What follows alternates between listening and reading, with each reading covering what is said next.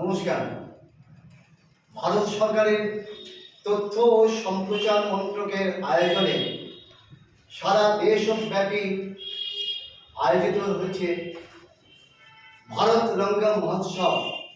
25 বর্ষ উদযাপন উপলক্ষে এই রজত জয়ন্তী বর্ষের উৎসব চলছে আমাদের দেশের সর্বত্র। আমরা জানি বিশ্ব নাট্য সাহিত্যে পঞ্চম বেদের যে অপরিসীম গুরুত্ব, যে তাৎপর্য, যে প্রয়োজনীয়তা, সেই প্রয়োজনীয়তা ব্যাখ্যা করার দায়িত্ব আমাদের সকলের কাঁধে। We are feeling very much proud to participate in the Bharat Rangam Mahotsav in the year 2025 on behalf of a group theatre, Nato Sena of Eastern India, Kolkata. Thanks.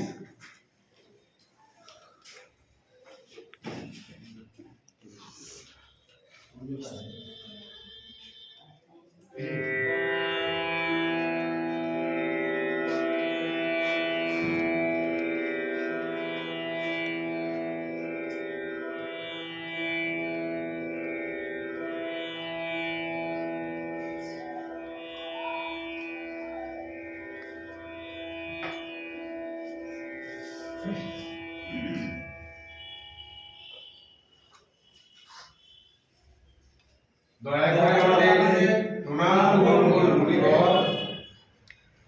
কল্যাণ হোক। আপনারা উপবেশন করুন।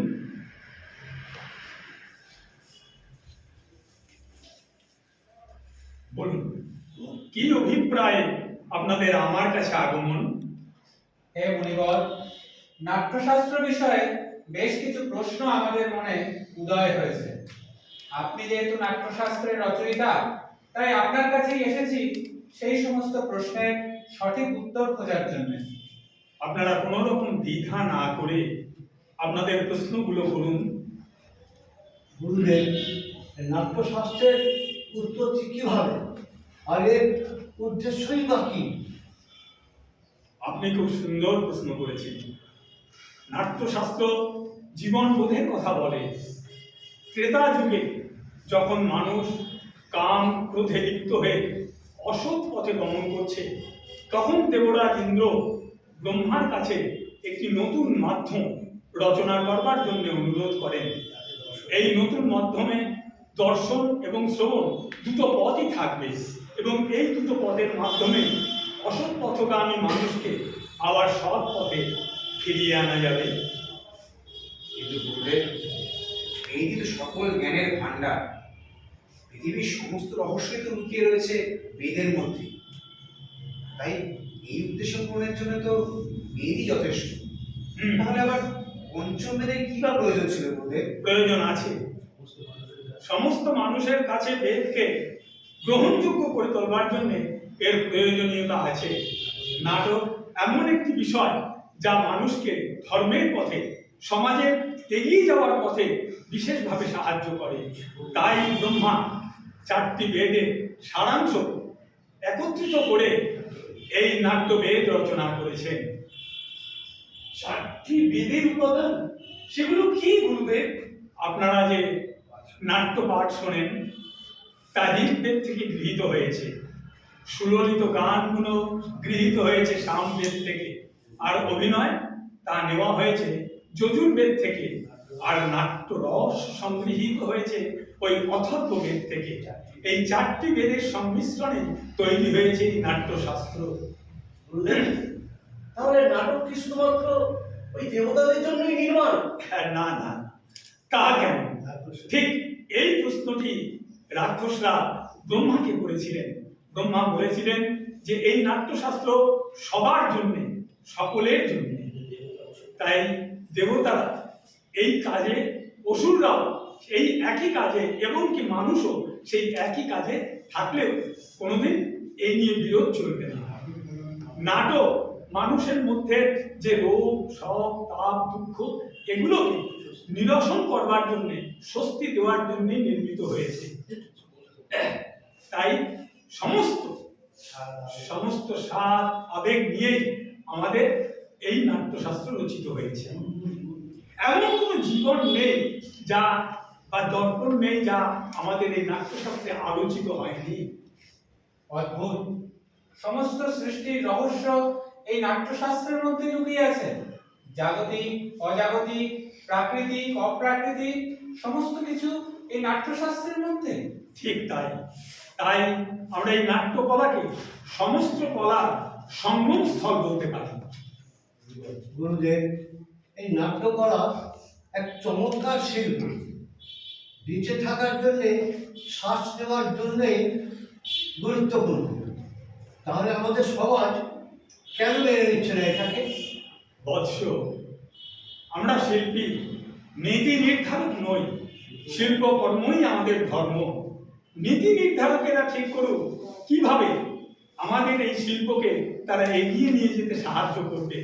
আমাদের পরীক্ষা নিরীক্ষা করবার জন্যই বা তারা কতটা আমাদের গুরুত্ব দেবে। নাটক শুধু কলা নয়, এটা সমাজের দর্পণ। পৃথিবীর মধ্যে যদি আমরা এই দর্পণকে মেনে চলতে পারি, তাহলে এই পৃথিবী তৈরি হবে স্বর্গে। নিঃসন্দেহে গুরুদেব, শিল্পহীন সমাজ পশুদের সমাজ। সমাজ শিল্প এবং শিল্পীকে যথাযোগ্য সম্মান দেবে, এই আশা নিয়েই আমি এই নাট্যশাস্ত্রকে পঞ্চম বেদ বলেছি।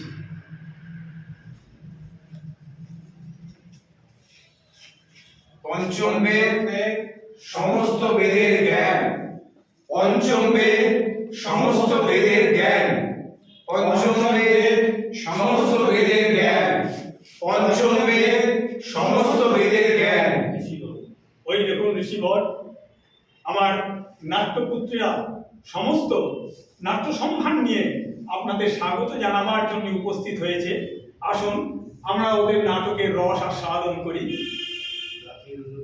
জাতির উন্নতি হোক, জাতির উন্নতি হোক এবং সবার আশা পূরণ হোক। সবার আশা পূরণ হোক। পৃথিবী সর্বদা ফুলে ফলে বিকশিত হোক। পৃথিবী সর্বদা ফুলে ফলে বিকশিত হোক। উপরের আকাশ পরিচ্ছন্ন হোক। উপরের আকাশ পরিচ্ছন্ন হোক। সজ্জনেরা সর্বদা নির্ভীক হোক এবং দুষ্টের বিনাশ হোক। সজ্জনেরা সর্বদা নির্ভীক হোক এবং দুষ্টের বিনাশ হোক। ভারত আবার জগৎ সভায় শ্রেষ্ঠ আসন লাভ করুক। ভারত আবার জগৎ সভায় শ্রেষ্ঠ আসন লাভ করুক।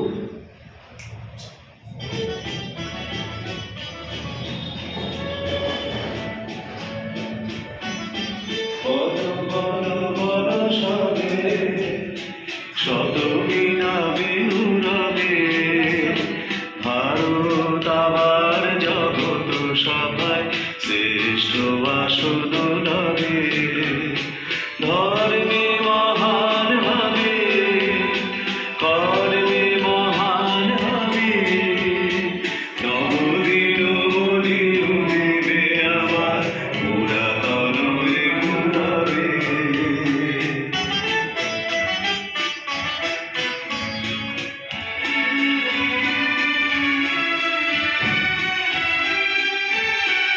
আজও গিরিরাজ রয়েছে প্রহরী, ধীরে ধীরে নাচিছে লহরী।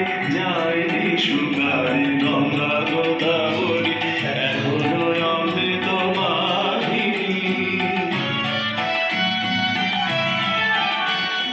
প্রতি প্রান্তর, প্রতি ভবন, প্রতি জনপদ তীর্থবন, করিছে গৌরবকারী।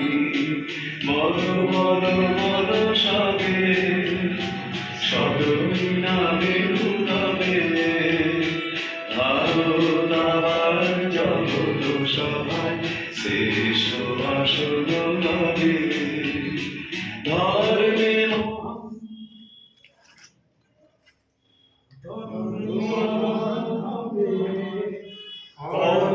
মহান হবে,